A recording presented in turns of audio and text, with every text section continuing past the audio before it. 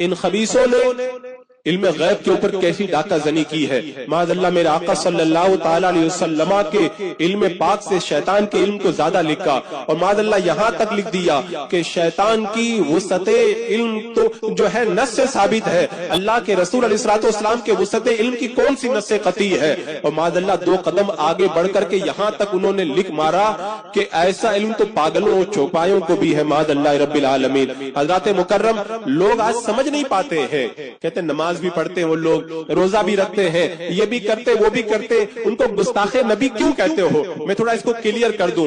آپ مجھے یہ بتائیں کہ وہ گستاخ ہیں کہ نہیں. اس کو سمجھنے کے لیے کوئی بہت باریک بات تھوڑی ہے.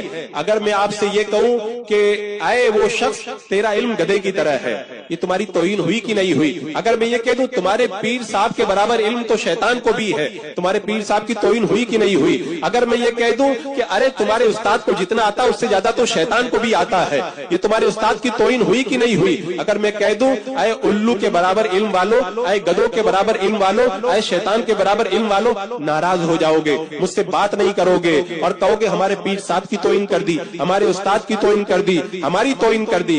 اگر میں تمہارے علم کو شیطان کے برابر کہہ دوں، تمہیں شیطان جیسا علم والا کہہ دوں، پاگل گدے چوپائے گدے بیل گدے کی طرح تمہیں علم والا کہہ دوں، تمہاری توہین ہو جائے. اور اللہ تبارک و تعالیٰ نے ساری کائنات میں سب سے زیادہ جس ذات کو علم عطا فرمایا، اس پیارے آقا صلی اللہ علیہ وسلم کے علم سے زیادہ شیطان کے علم کو لکھ دیا جائے، اور ان کے علم پاک کو جو ہے وہ پاگلوں چوپایوں سے تشبیہ دی جائے اور کہا جائے کہ یہ کہاں گستاخ ہے، انہوں نے کہاں توہین کی ہے.